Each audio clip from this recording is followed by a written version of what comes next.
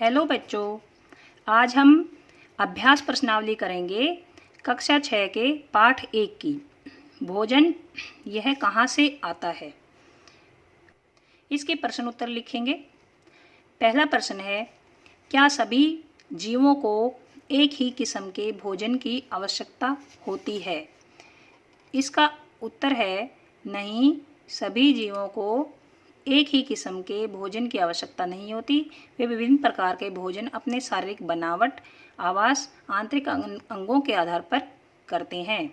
विभिन्न खाद्य पदार्थों के ग्रहण करने के आधार पर जीव 3 प्रकार के होते हैं: शाकाहारी, मांसाहारी, सर्वाहारी।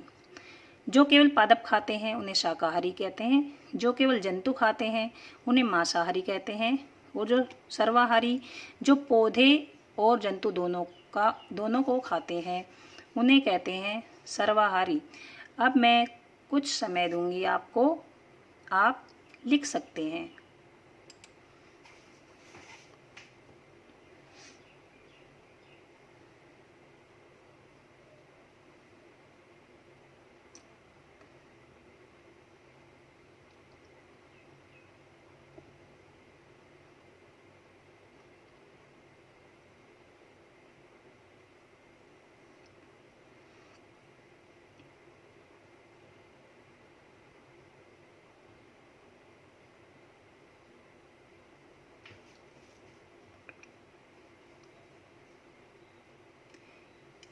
इसके बाद हम आते हैं प्रश्न नंबर 2 पर। 5 पौधों के नाम लिखने हैं और बताना है इनके कौन से भाग उपयोग खाद्य पदार्थ के रूप में होता है। ये प्रश्न नंबर 2 है। उत्तर है जैसे आलू का तना खाया जाता है। मूली, उसके जड़ और पत्ते खाए जाते हैं। अमरूद फल खाया जाता है। गाजर की जड़ खाई जाती है। गेहूं के बीज खाए जाते हैं। ये आप अपनी नोटबुक में लिख सकते हैं।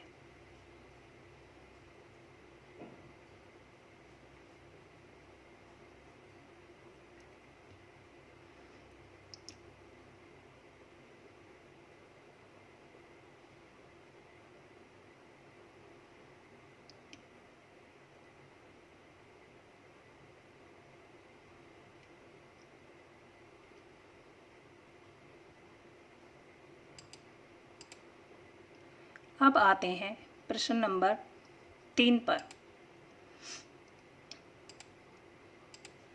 कॉलम 1, ये क्वेश्चन नंबर 3 है।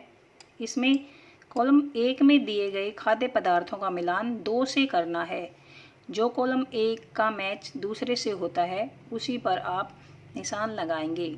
जैसे दूध, दही, पनीर, घी, ये दूसरे जंतुओं को खाते हैं, पादप उत्पाद हैं, सब्जियां हैं, या सभी जंतु उत्पाद हैं।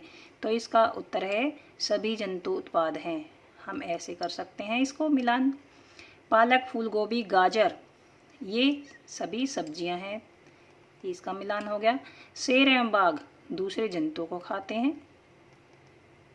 और इसके बाद है शाकाहारी, पादप और पादप उत्पाद खाते हैं।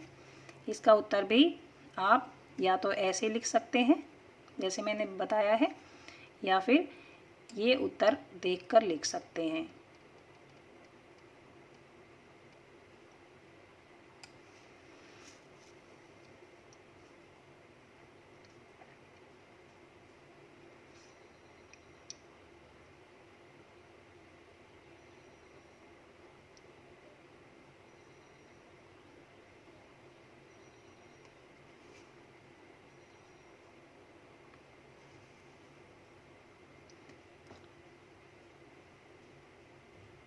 अब आते हैं प्रश्न नंबर 4 पर।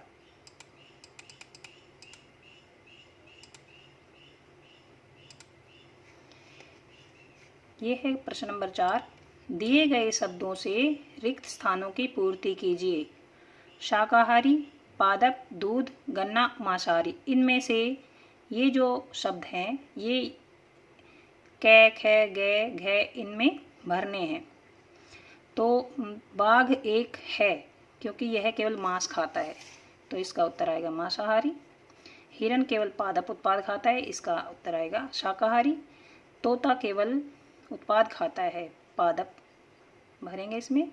जो डैश हम पीते हैं वह गाय, भैंस और बकरी से प्राप्त होता है, इसका आंसर है दूध।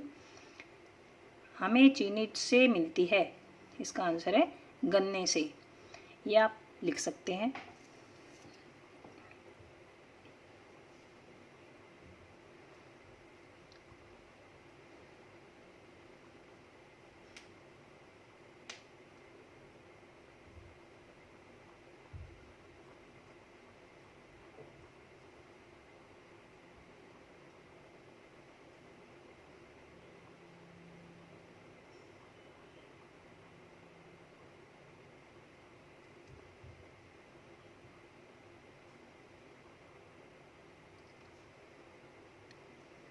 यहाँ पर ये प्रश्न समाप्त होते हैं।